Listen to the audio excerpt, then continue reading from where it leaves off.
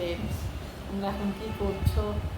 আশা করি কাজকর্ম সবাইকারই হয়ে গেছে। এখন একটা বাজে। তো যাই হোক, আমারও সব কিছু কাজকর্ম হয়ে গেছে। ভাবলাম তোমাদের সঙ্গে একটু কথা বলি। ওয়েদার নিয়ে তো যা কিছু বলার নেই, এত বাজে ওয়েদার হয়ে গেছে। একদম বৃষ্টি সারাক্ষণ হয়ে চলেছে, আর অন্ধকার হয়ে আছে। মেইন এটাই প্রবলেম। আরও মানুষ ডিপ্রেশনে আমরা চলে যাচ্ছি। ভীষণ বাজে অবস্থা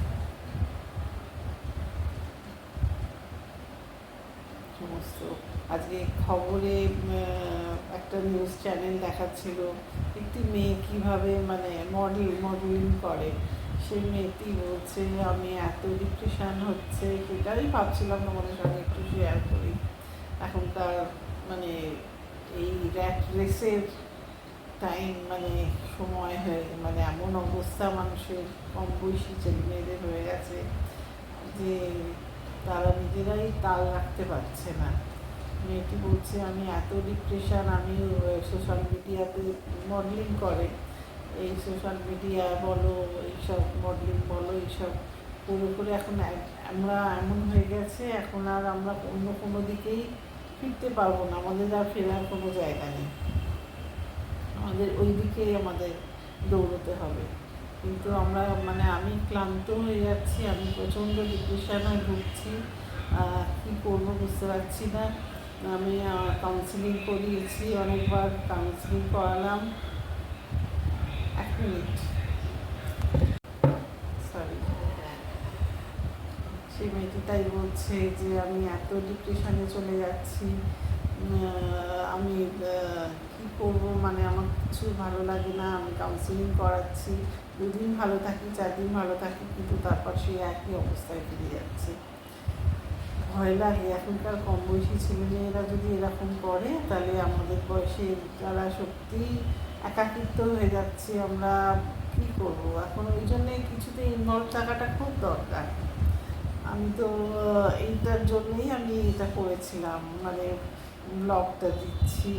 আমি একটু নিজে, কিছু তো করার নেই না, আমরা হাজব্যান্ড ওয়াইফ আছি, মেয়ের বিয়ে হয়ে গেছে, ছেলেও বাইরে থাকে, বিদেশ ছেলে বৌমা বাইরে থাকে। মেয়েও সত্যি কথা সে এখন আর অতটা আসা যাওয়া করতে পারছে না। যা হয় তারও শ্বশুর বাড়ি, তার অফিস আছে, কখন সেইটা সময় দেবে। তাও দিয়ে চেষ্টা করে, দুজনেই সবাই ওরা চেষ্টা করে, কিন্তু যা হয় সবটাই দূর থেকে, আর ভাল লাগে না। সেই সবের জন্যই আমি এই মানে ব্লগ করাটা শুরু করেছি। যাই হোক, তাও একটু এগুলো করতে করতে আমি অবশ্য বেশ এঙ্গেজ থাকি, কিন্তু আবার হচ্ছে ওর একটু ভীষণ মানে একলা হয়ে যাচ্ছে। ওর আবার খারাপ মুখে প্রকাশ করে না, কিন্তু ভীষণ একলা সারাক্ষণ। মানে আমি যখন এসব করি, তারপরে এগুলো এডিটিং করি, নিজের মনে থাকি, কিন্তু ও এত একলা হয়ে যায়, সেটাও ভালো লাগে না। সবসময় আমারও খারাপ লাগছে। তাই জন্য আমি বেশি রোজ প্রতিদিন আর করছি না, একটু চেষ্টা করছি, কিন্তু এটা একটা নেশার মতো হয়ে যায়। যারা করে তারা নিশ্চয়ই বুঝতে পারবে। তা তো আমি সাধারণ করছি একটা, কিন্তু যারা সত্যি কথা কন্টেন্ট ক্রিয়েটার তো এখন প্রচুর হয়ে গেছে। কিন্তু তারা সারাদিন তাদের কীভাবে দিন যাপন সমস্ত দেখায়, তারা কত বেশি মানে ইনভলভ, মানে না দেখলেই ছোটো ছোটো কম বয়সী ছেলে মেয়েরা দেখছি তো, তারা নিজেদের চাকরি ছেড়ে দিয়ে তারা এই ব্লগ চ্যানেলে ঢুকে যাচ্ছে।